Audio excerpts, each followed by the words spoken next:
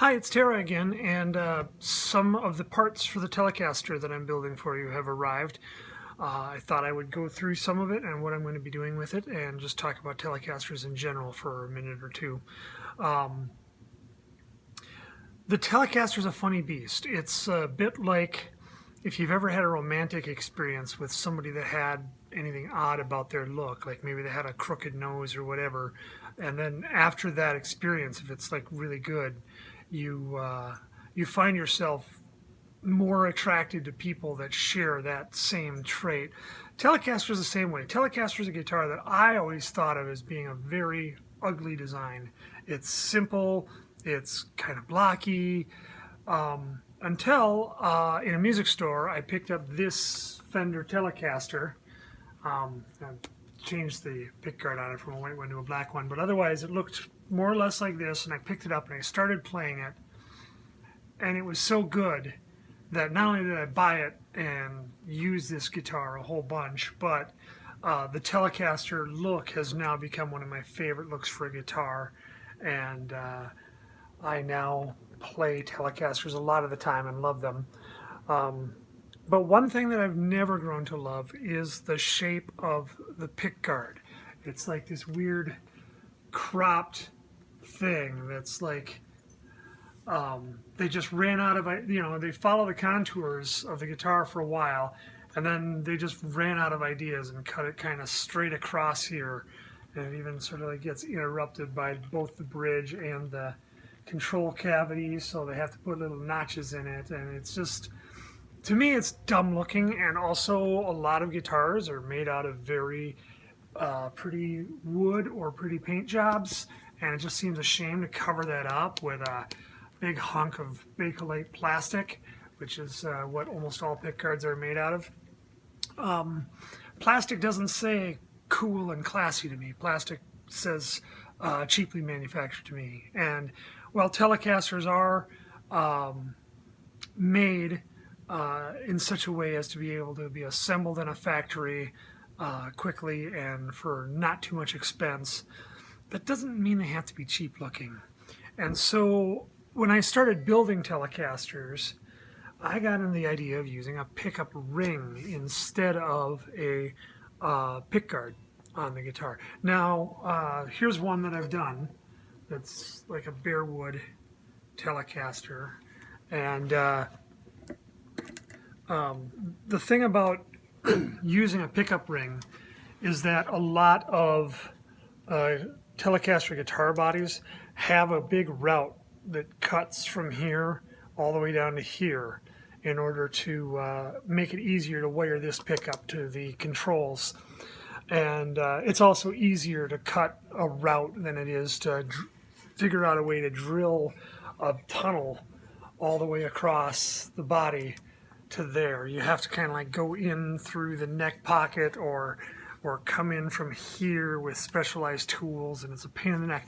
Fortunately, the guitar body that I ordered and is on its way, it's from the same company that made this one, and as you can see, there is no channel routed in, so you can have a cool metal pickguard. And since the guitar that I ordered is purple, I thought that gold hardware would look cooler than silver hardware. So, boom, look at that. That is the pickup ring for up at the top. And the pickup itself for the neck position is also gold instead of chrome. So once that's in place, it'll look pretty much like that up by the neck.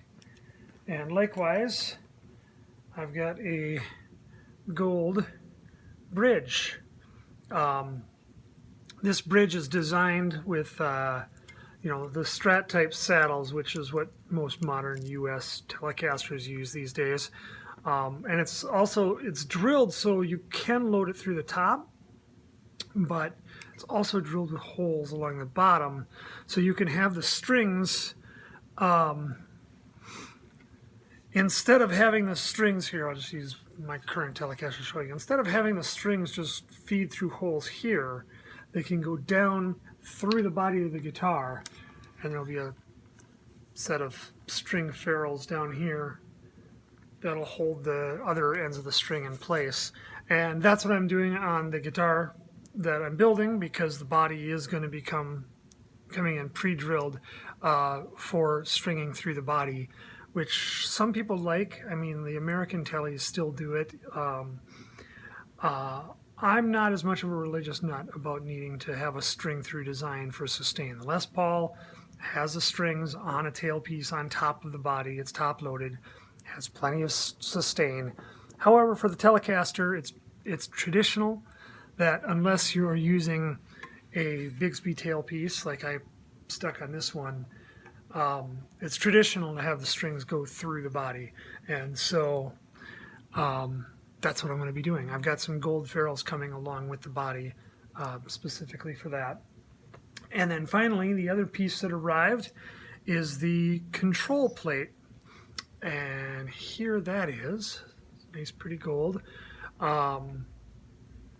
I recommend, if you're ever doing a Telecaster build, to, even if you're really handy with a soldering gun and you know what you're doing, order one of these pre-wired control setups off of eBay.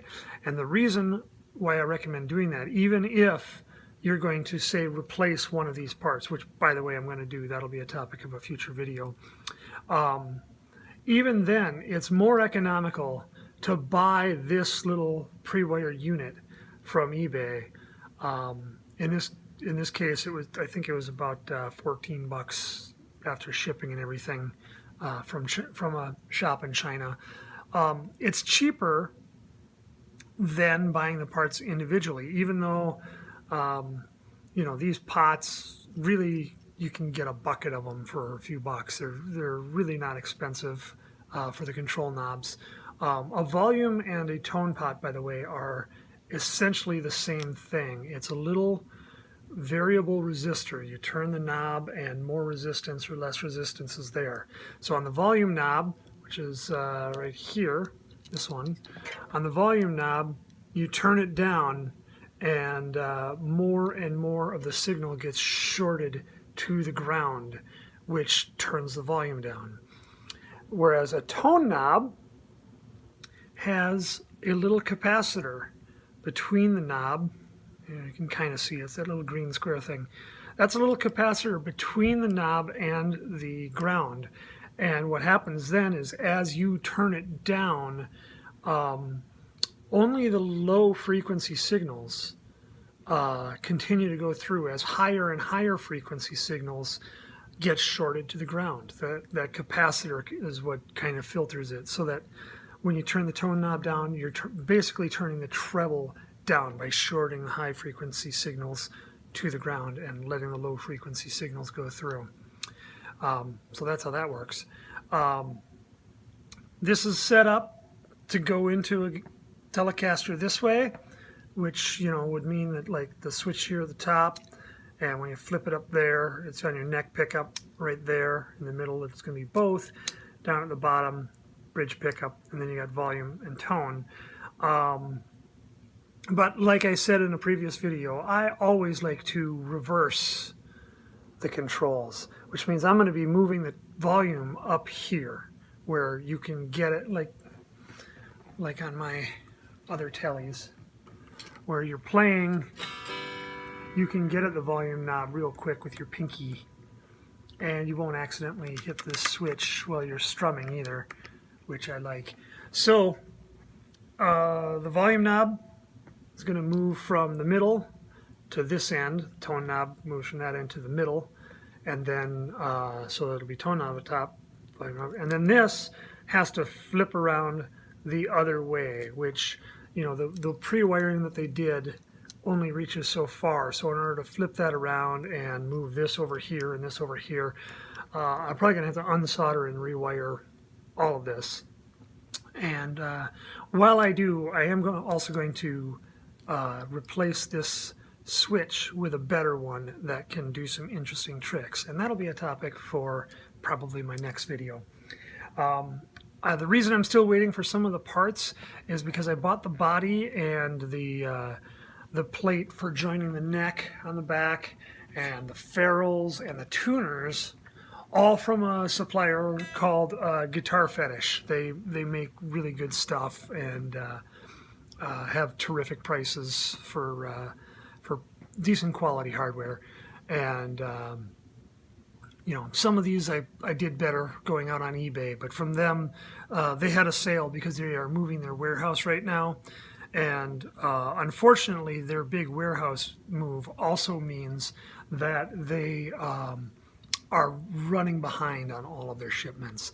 So the reason I've been saying all along that I expect this guitar to be finally assembled and done in mid to late November is because it's going to take a couple more weeks just for me to get all the parts that I need in order to finish it properly.